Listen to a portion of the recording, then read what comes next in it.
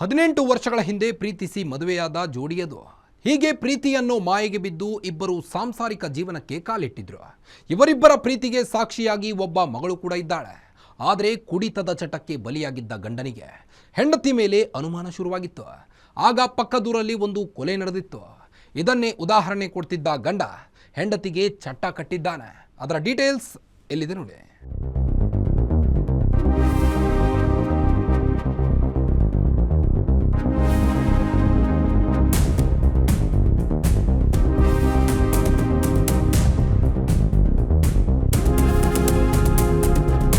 ಕೊಲೆ ಮಾಡಿ ಮನೆ ಎದುರು ಕುಳಿತಿರೋ ಗಂಡನ ಹೊಡೆತ ತಾಳಲಾರದೆ ಪ್ರಾಣ ಬಿಟ್ಟಿರೋ ಹೆಂಡತಿ, ಆಸ್ಪತ್ರೆಯ ಶವಾಗಾರದ ಮುಂಭಾಗ ನೆರೆದಿರೋ ಜನ.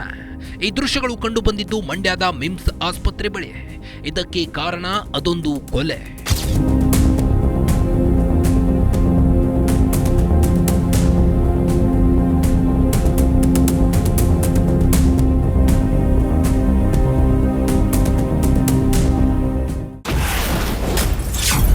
ಹದಿನೆಂಟು ವರ್ಷದ ಹಿಂದೆ ಪ್ರೀತಿಸಿ ಮದುವೆಯಾಗಿತ್ತು ಜೋಡಿ.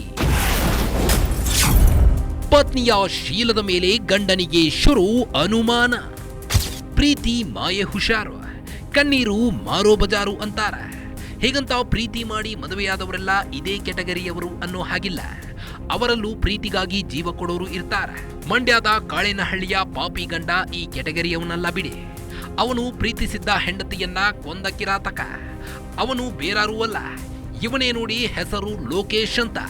18 ವರ್ಷದ ಹಿಂದೆ ಶ್ವೇತಾ ಅನ್ನೋ ಯುವತಿ ಇವನನ್ನ ಪ್ರೀತಿಸಿದ್ಲು. ಕೊನೆಗೆ ಇಬ್ಬರು ಹಸೆಮನೆ ಕೂಡ ಏರಿದ್ರು. ಹೇಗೋ ಜೀವನ ನಡೆದುಕೊಂಡು ಹೋಗ್ತಿತ್ತು. ಹೀಗಿದ್ದ ವೇಳೆ ಕುಡಿತದ ಚಟಕ್ಕೆ ದಾಸನಾಗಿದ್ದ ಲೋಕೇಶನಿಗೆ ಹೆಂಡತಿ ಶ್ವೇತಾಳ ಶೀಲದ ಮೇಲೆ ಅನುಮಾನ ಶುರುವಾಗಿತ್ತು. ಇದರಿಂದ ಇಬ್ಬರ ನಡುವೆ ಜಗಳ ನಡೀತಿತ್ತು.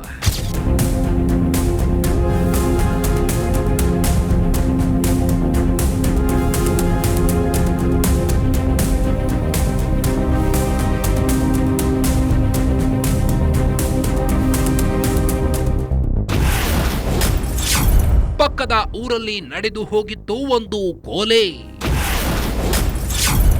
ಅದೇ ಮಾದರಿಯಲ್ಲೇ ಮಾಡಿದ್ದ ಪತ್ನಿಯ ಮರ್ಡರ್. ಅನುಮಾನ ಅನ್ನೋದೇ ಹಾಗೆ. ಒಂದು ಬಾರಿ ತಲೆ ಸೇರಿದ್ರೆ ಸಾಯೋವರೆಗೆ ತಲೆಯಿಂದ ಹೋಗೋದೇ ಇಲ್ಲ. ಅದಕ್ಕೆ ಹೇಳೋದು ಅನುಮಾನಂ ಪೆದ್ದ ರೋಗಂ ಅಂತ. ಹೀಗೆ ಅನುಮಾನದ ಗುಂಗಿ ಹುಳ ಲೋಕೇಶನ ತಲೆಯಲ್ಲಿ ಕೊರೆಯೋಕೆ ಶುರುವಾಗಿತ್ತು. ಹೀಗೆ ಇವನ ತಲೆಗೆ ಅನುಮಾನದ ಗುಂಗಿ ಹುಳ ಹತ್ತಿದ ವೇಳೆಯೇ ಪಕ್ಕದ ಊರಿನಲ್ಲಿ ಪತ್ನಿಯ ಶೀಲಾ ಶಂಕಿಸಿ ಒಬ್ಬ ಹತ್ಯೆ ಮಾಡಿದ್ದ. ಲೋಕೇಶ್ ಅದನ್ನೇ ಉದಾಹರಣೆ ನೀಡಿ ನಿನ್ನನ್ನು ಕೂಡ ಹೀಗೆ ಕಡಿದು ಕೊಲ್ತೀನಿ ಅಂತ ಬೆದರಿಸಿದ್ನಂತೆ.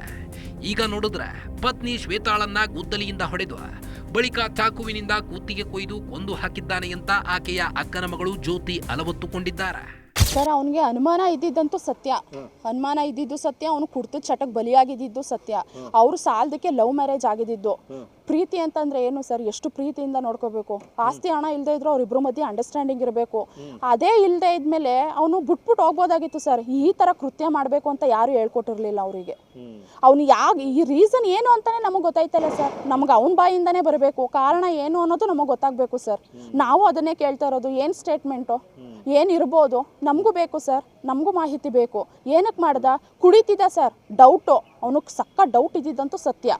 ಅವನು ಅನುಮಾನದ ಪಿಶಾಚಿ. ಅಕ್ಕಪಕ್ಕದಲ್ಲೇ ಯಾರನ್ನಾದ್ರೂ ಬೇಕಾದ್ರೆ ಬಂದು ವಿಚಾರಿಸಿ. ತುಂಬಾ ಡೌಟ್ ಪಡ್ತಿದ್ದ, ತುಂಬಾ ಕುಡಿತಿದ್ದ. ಕುಡಿದೇ ಇರೋದಕ್ಕೆ ದುಡ್ಡನ್ನ ಕೊಡ್ತಿದ್ದು ಕೂಡ ಅವಳೇನೆ. ಅವ್ನ ಕಾಟ ತಡೆಯೋಕ್ಕಾಗದೆ ಅವಳು ಫ್ಯಾಕ್ಟ್ರಿಗೆ ಹೋಗುವಾಗೆಲ್ಲ ಅವಳನ್ನ ಹಿಂಬಾಲಿಸ್ಕೊಂಡು $100 ಕೊಡಿ ಅಂದ್ರೆ ಚೀಪ್ ಅಲ್ವಾ ಸರ್ ಅದು? ನೋಡಿ ಜನಗಳು ಏನು ಅನ್ಕೋತಾರೆ ಅನ್ನೋ ಒಂದೇ ಒಂದು ಕಾರಣಕ್ಕೆ ಅವಳು ದುಡ್ಡು ಕೊಡ್ತಿದ್ದು. ಈ ಥರ ಅಸಹ್ಯವಾಗಿ ಬರ್ತಾನಲ್ಲ ಹಿಂದೆ ಅಂತ ಸರ್. ಹೌದು, ನಮ್ಮೂರಲ್ಲಿ ಪಕ್ಕದಲ್ಲಿ ಒಂದು ಇನ್ಸಿಡೆಂಟ್ ನಡೆದಿತ್ತು. ಆ ಇನ್ಸಿಡೆಂಟ್ ಇಟ್ಕೊಂಡು ಅವನು ಅದನ್ನು ಹೇಳ್ತಾ ಇದ್ದ. ನಿನ್ನೂ ಇದೇ ಥರ ಮಾಡಿರ್ತೀನಿ ಅಂತ. ಮಾಡೇ ಬಿಟ್ಟ ಸರ್.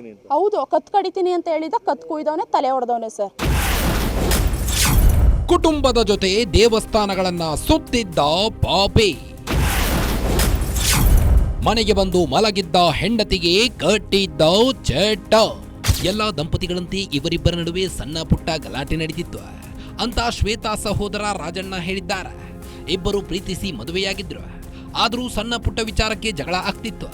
ಜಗಳ ಆಡಿದ ಬಳಿಕ ಇಬ್ಬರು ಹೊಂದಿಕೊಂಡು ಹೋಗ್ತಿದ್ರು. ಈ ಲೋಕೇಶ್ ಪತ್ನಿ ಶ್ವೇತಾ ಮತ್ತು ಮಗಳನ್ನ ಕರೆದುಕೊಂಡು ಸೋಮವಾರ ನಂಜನಗೂಡಿಗೆ ಹೋಗಿದ್ನಂತೆ. ಬಳಿಕ ಮಂಗಳವಾರ ಕೂಡ ಮಂಡ್ಯದ ಹಲವು ದೇವಸ್ಥಾನಗಳಿಗೆ ಹೋಗಿದ್ನಂತೆ. ಹೀಗೆ ದೇಗುಲಗಳನ್ನು ಸುತ್ತಿದ ಬಳಿಕ ಮಂಗಳವಾರ ಸಂಜೆ ಹೊತ್ತಿಗೆ ಮನೆಗೆ ಬಂದು ಎಲ್ಲರೂ ಮಲಗಿದ್ರು. ಹೀಗೆ ಮಲಗಿದ್ದ ವೇಳೆ ಲೋಕೇಶ್ ಶ್ವೇತಾಳನ್ನ ಕೊಲೆ ಮಾಡಿದ್ದಾನೆ ಅಂತ ಶ್ವೇತಾ ಸಹೋದರ ರಾಜಣ್ಣ ಮಾಹಿತಿ ನೀಡಿದ್ದಾರೆ. ಏನಂತ ನಮಗೂ ಅಷ್ಟು ಮಾಹಿತಿ ಗೊತ್ತಿಲ್ಲ ಸರ್. ಚೆನ್ನಾಗಿದ್ರು ಒಟ್ನಲ್ಲಿ ಸಣ್ಣ ಪುಟ್ಟ ಗಂಡ ಹೆಂಡ್ತಿರ ಜಗಳ ಇದ್ದೇ ಇರೋದು ಸರ್. ಆಡೋರು ಒಂದಾಗೋರು ಹಿಂಗೆ ಅಂತಿದ್ರು. ಇದ್ದಕ್ಕಿದ್ದಂಗೆ ನೆನ್ನೆ ಯಾವುದೇ ಮಾಹಿತಿ ಇಲ್ಲ, ಏನೂ ಇಲ್ಲ. ಯಾಕೆಂದರೆ ಮೊನ್ನೆ ದಿವಸ ನಂಜನಗೂಡ್ಗೆ ಅವನೇ ದೇವ್ರ ದರ್ಶನಕ್ಕೆ ಕರ್ಕೋಗವನೆ. ನೆನ್ನೆ ದಿವಸ ಇಲ್ಲಿ ಮಂಡ್ಯದಲ್ಲಿ ಬಂದು ದೇವಸ್ಥಾನ ಎಲ್ಲ ದರ್ಶನ ಮಾಡಿಸಿ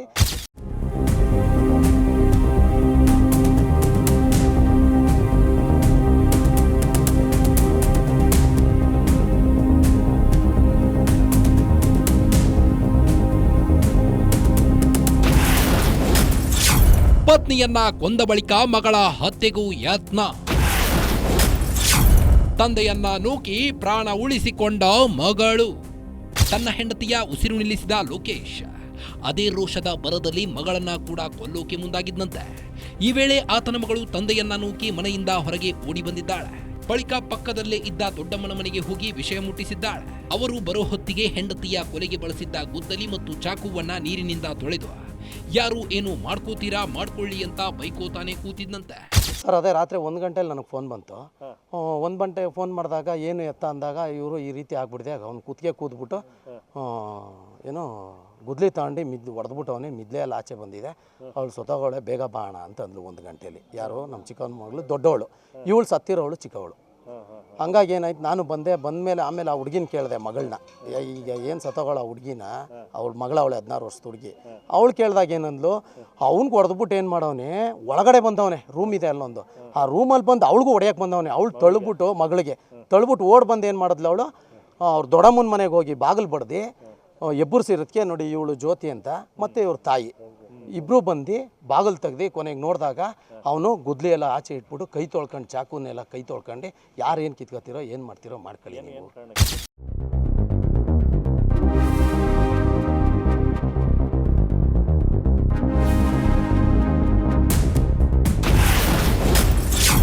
ಹಿಂದೆಯೂ ಹೆಂಡತಿಯ ಮೇಲೆ ಹಲ್ಲೆ ಮಾಡಿದ್ದ ಗಂಡ. ಅಕ್ಕಪಕ್ಕದವರು ಸೇರಿ ಲೋಕೇಶನಿಗೆ ಕೊಟ್ಟಿದ್ರು ಕಜ್ಜಾಯ. ಈ ಲೋಕೇಶನ್ನು ಹೇತ್ಲಾಂಡೆ ಈ ಹಿಂದೆಯೂ ಶ್ವೇತಾ ಮೇಲೆ ಹಲ್ಲೆಗೆ ಯತ್ನಿಸಿದ್ದ. ಹೀಗಂತ ಶ್ವೇತಾ ಏನು ಸಾಮಾನ್ಯದವಳಲ್ಲ. ಆಕೆಯು ಗಟ್ಟಿಮುಟ್ಟಾಗಿದ್ಲು, ಲೋಕೇಶನಿಗೆ ಸರಿಯಾಗಿ ಬಾರಿಸ್ತಿದ್ಲು. ಹೀಗೆ ಹೆಂಡತಿ ಮೇಲೆ ಕೈ ಮಾಡಿದ ಕಾರಣಕ್ಕೆ ಅಕ್ಕಪಕ್ಕದವರು ಸೇರಿ ಲೋಕೇಶನಿಗೆ ಕಜ್ಜಾಯ ಕೊಟ್ಟಿದ್ದು ಅಂತ ಆಕೆಯ ಸಹೋದರ ರಾಜಣ್ಣ ಹೇಳಿದ್ದಾರೆ. ಊರಿಗೆ ಬಂದು 4 ಗಂಟೆಲಿ ಮಲಗಿದ್ರಂತೆ. ಯಾಕೆ ಅಂದರೆ ಅಕ್ಕಪಕ್ಕದಲ್ಲಿ ಅವಳು ಸ್ವಲ್ಪ ಸ್ಟ್ರಾಂಗ್ ಆಗಿ ಅವಳೆ, ಯಾರೋ ಅವಳು ಈಗ ಸತ್ತೋಗಿರೋಳು ನಮ್ಮ ತಂಗಿನ ಶ್ವೇತನು. ಅಲ್ಲೇ ನಾವು ಇತ್ತು ಸ್ಟ್ರಾಂಗ್ ಆಗಿದ್ದಾಗ ಈ ಎಷ್ಟೊಂದು ಸರಿ ಇವಳು ಹೊಡೆಯೋಕ್ಕೆ ಅಂತ ಬಂದಾಗೆಲ್ಲ ಅಕ್ಕಪಕ್ಕದವರೆಲ್ಲ ಬಂದು ಹೊಡೆದಿ ಅವನಿಗೆ. ಆ ಹುಡುಗಿ ಗೈಕಂತ ತಿಂತೆ ಪಾಪ. ಆ ಹುಡುಗಿಗೆ ಯಾಕೆ ಈ ಥರ ತೊಂದರೆ ಕೊಡ್ತೀಯ ಅಂತೇಳಿ ಅವರು ಜನನೂ ಹೊಡೆದವ್ರು ಅಕ್ಕಪಕ್ಕ ಹಿಂದೆ ಎಲ್ಲ. ಆಯಿತು ಇನ್ನು ತಪ್ಪು ಮಾಡಲ್ಲ ನಾನು ಇರ್ತೀನಿ ಅಂದ್ಬಿಟ್ಟು ಏನು ಇದ್ದಂಗೆ ನಿನ್ನೆ ಈ ಥರ ಕೆಲಸ ಮಾಡ್ಬಿಟ್ಟು.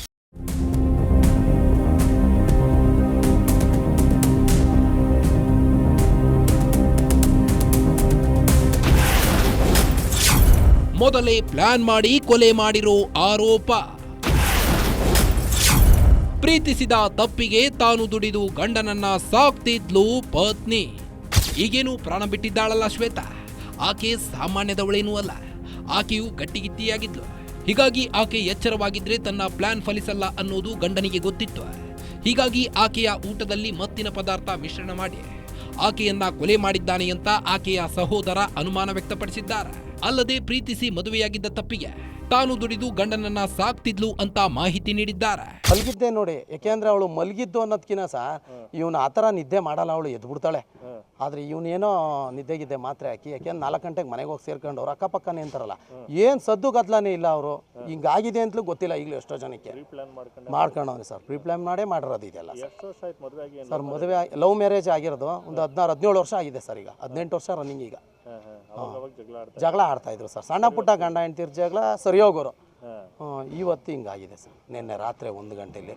ಆಮೇಲೆ ಪೊಲೀಸ್ನವ್ರಿಗೆ ನಾನು ಹೇಳಿದೆ 112 ಕಾಲ್ ಮಾಡೋ ಬರ್ತಾರೆ ಪೊಲೀಸು ಅಂತ. ಬಂದು ಅವರು ಮಾಹಿತಿ ಎಲ್ಲ ಕಲೆ ಹಾಕಿ ಅಕ್ಕಪಕ್ಕ ಎಲ್ಲ ಮಾಜಾರು ಮಾಡಿ ಅವಳ ಫೋಟೋ ಎಲ್ಲ ತೊಗೊಂಡು ಬಾಡಿ ತಗೊಂಬಂದು ಶವಗಾರಕ್ಕೆ ಹಾಕವ್ರೆ. FIR ಮಾಡಿಸವ್ರೆ. FIRಗೆ ಸರ್ ಒಳ್ಳೆ ಹುಡುಗಿನೇ ಸರ್ ಪಾಪ ಅವಳು. ಈಗ ಅವಳು ಕೂಲಿ ಮಾಡ್ಕೊಂಡು ತಿಂತಾಳೆ ಸರ್. ಬಸ್ಸಲ್ಲಿ ಅವಳು ತೂಬನ್ಕೆರೆ ಇಂಡಸ್ಟ್ರಿಯಲ್ ಫ್ಯಾಕ್ಟ್ರಿ ಇದೆಯಲ್ಲ, ಅಲ್ಲಿ ಬಸ್ಸಲ್ಲಿ ಬಸ್ ಕೆಲಸ ಮಾಡೋಕ್ಕೆ ಹೋಗೋದು. ಬಾಡಿಗಳು ಕಟ್ತಾರೆ ನೋಡಿ, ಅಲ್ಲಿ ಕೆಲಸ ಮಾಡೋಕ್ಕೆ ಹೋಗೋದು ಪಾಪ. ಅವಳು ಬೆಳಿಗ್ಗೆ 7:15 ಹೋದ್ರೆ ಸರ್, ಇನ್ನು 5 ಗಂಟೆಗೋ 6 ಗಂಟೆಗೋ ಮನೆ ಬರೋದು. ಬಂದು ಅವಳು ಕೂಲಿ ಮಾಡ್ಕೊಂಡು ಅವಳು ಏನೋ ಊಟ ತಿಂಡಿ ಮಾಡ್ಕೊಂಡು ಮಾಡ್ತೀವಿ. ಇವನಂತೂ ಒಂದು ದಿವಸನೂ ಸಾಕಿಲ್ಲ ಸರ್. ಇವಳಿಗೆ ಐಕೊಂಬಂದೆ ಇವ್ನು ಸಾಕ್ತಿತ್ತು.